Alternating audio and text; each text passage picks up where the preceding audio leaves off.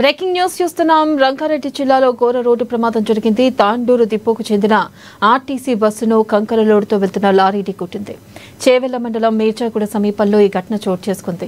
బస్సుపై కంకర లోడు పడిపోవడంతో పలువురు ప్రయాణికులు అందులో కూరుకుపోయారు. ఈ ప్రమాదంలో 21 మంది మృతి చెందగా పలువురు తీవ్రంగా గాయపడినట్లు సమాచారం. పోలీసులు ఘటనాస్థలికి చేరుకుని 3 జేసీబీల సాయంతో సహాయక చర్యలు చేపట్టారు.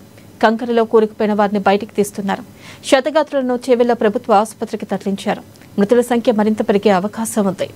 ఇక ఆర్టీసీ బస్సు తాండూరు నుంచి హైదరాబాద్ వెళ్తూ ఉండగా ఈ ప్రమాదం జరిగింది. బస్సులో సుమారు 70 మంది ప్రయాణికులు ఉన్నట్లు సమాచారం. వీరిలో ఎక్కువగా విద్యార్థులు, ఉద్యోగులు ఉన్నట్లు తెలుస్తుంది. విద్యార్థులు హైదరాబాద్లోని పలు కళాశాలలో చదువుతున్నట్లు సమాచారం. ఆదివారం సెలవు కావడంతో ఇళ్లకు వెళ్లి తిరిగి నగరానికి వస్తూ ఉండగా ఈ ఘటన జరిగింది. రోడ్డు ప్రమాదంలో హైదరాబాద్ బీజాపూర్ హైవేపై భారీగా ట్రాఫిక్ జామ్ అయింది. చేవెళ్ల వికారాబాద్ మార్గంలో పెద్ద ఎత్తున వాహనాలు నిలిచిపోయాయి.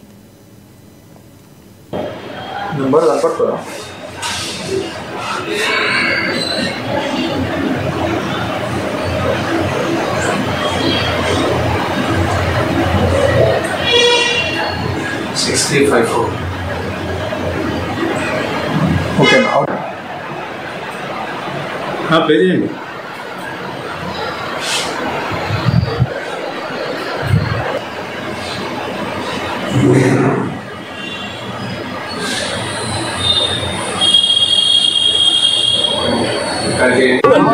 ఇంటికి వెళ్ళిపోయారు. వాళ్ళని కూడా మనం ట్రాక్ చేస్తున్నారు. మొత్తం అది కండక్టర్ చెప్పిన బట్ అది 72 మెంబర్స్ టోటల్ 72. ఇద్దరు డ్రైవర్ కూడా, bus driver, truck driver, depot driver ఇద్దరు లేరు. కాబట్టి ఇట్లా ఇంకా మనం దాంట్లో ఇంజూర్డ్ అయిన వాళ్ళు చూశారు.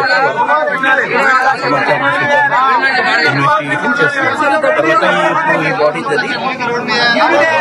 ఇన్క్వెస్ట్ ఆల్రెడీ స్టార్ట్ అయింది.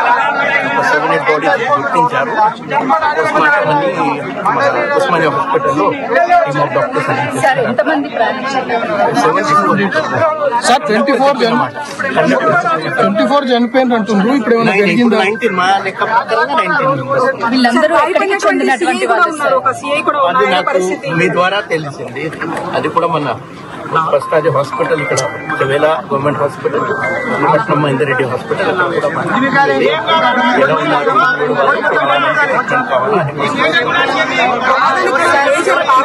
కారణం అంటే టిప్పర్ వాళ్ళ ఆయన కేవలం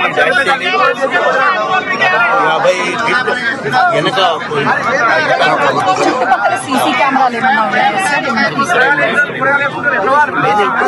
ఈ రూట్ లో డివైడర్ లేవు. అది కాబట్టి ఈ రోడ్డుకి సంబంధించి అది మనం తర్వాత ఇంటికి వెళ్ళిపోయారు. వాళ్ళని కూడా మనం ట్రాక్ చేస్తున్నారు.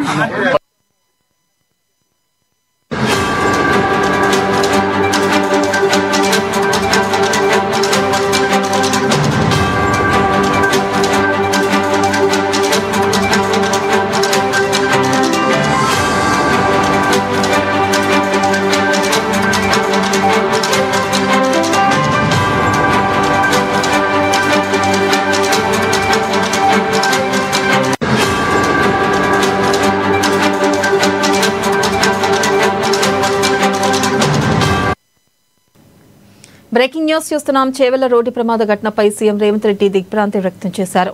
మృతుల కుటుంబాలకు ప్రగాఢ సానుభూతి తెలిపారు, విచారం వ్యక్తం చేశారు. ఇక ఈ దురదృష్టకర ఘటన జరగడం అత్యంత